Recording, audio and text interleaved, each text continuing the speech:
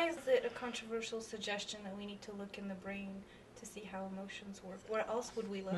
Well, I don't know. I don't know why it's controversial, but the psychologists are supposed to be the people to answer those questions.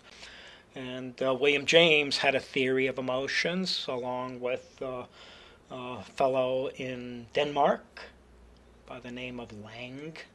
So there's a James Lang theory of emotions that was manufactured 125 years ago by two bright people, one in Europe, one in Boston, just having an idea. And that is still the major hypothesis of what an emotion is 125 years later in psychology. It says that the feeling comes after the emotional behavior. So the classic description is, you're walking here in Idaho, in the woods, not too far from the grizzlies, and all of a sudden one pops up at the end of your path. And you say, oh, I better run out of here. Almost a cognitive choice. Let me run. Then you run, and once you feel safe, your heart's going pitter-patter, you're sweating, you might even be trembling a little bit, and all those bodily feelings going up to the top of the brain, the cortex, where you do your thinking, says, oh, I must be emotional. That's the basic description of the James Lang theory. 125 years later, we don't have one good bit of support for that.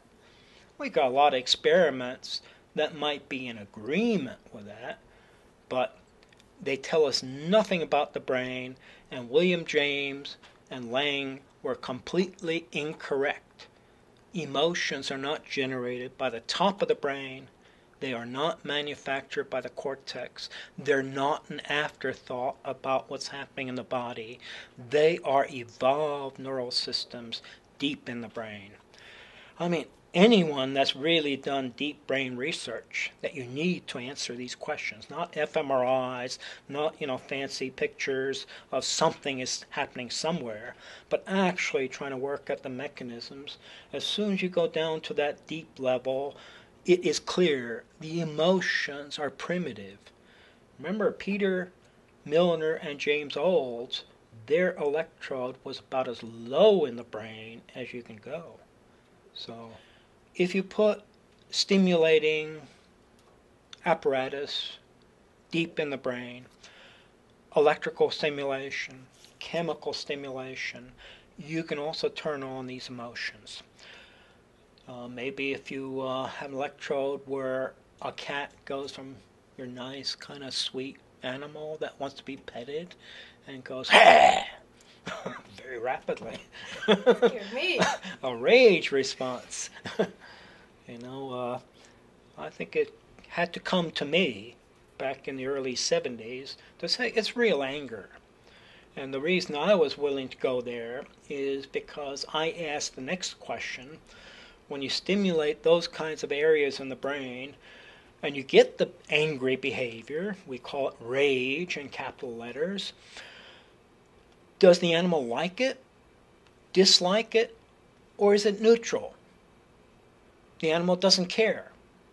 Using the same kind of procedure that Olds and Milner use for the pleasure areas. Well, the behaviorists that believe it's sham rage should have said the animal doesn't care.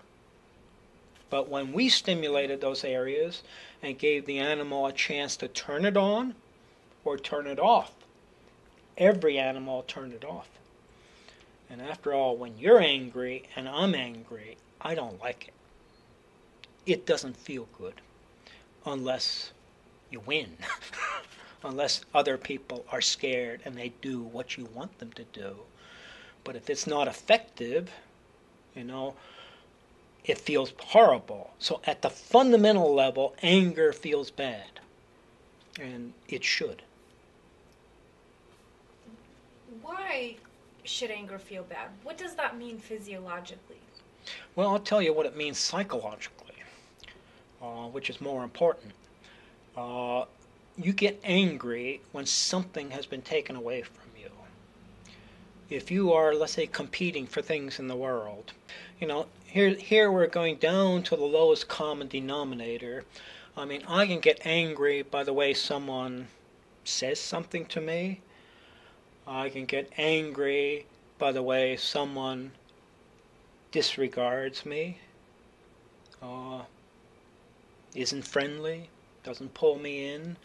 There are many reasons in the world for becoming angry, but why did evolution build anger into the brain?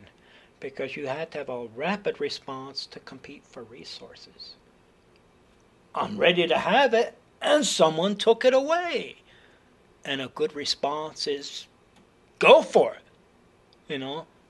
A challenging attitude. But that doesn't mean that that feels good, because the emotion comes from having something taken away.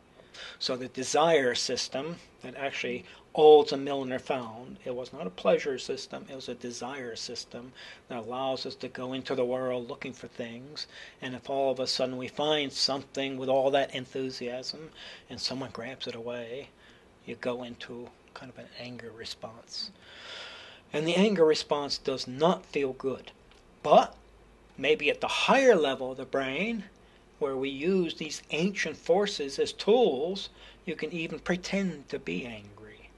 So, I can easily pretend to be angry. What are you all about? I mean, it's easy to pretend. So we can use it, And a lot of people use their emotions very skillfully. And, part of growing up is regulation of emotions. That's the biggest area in psychology.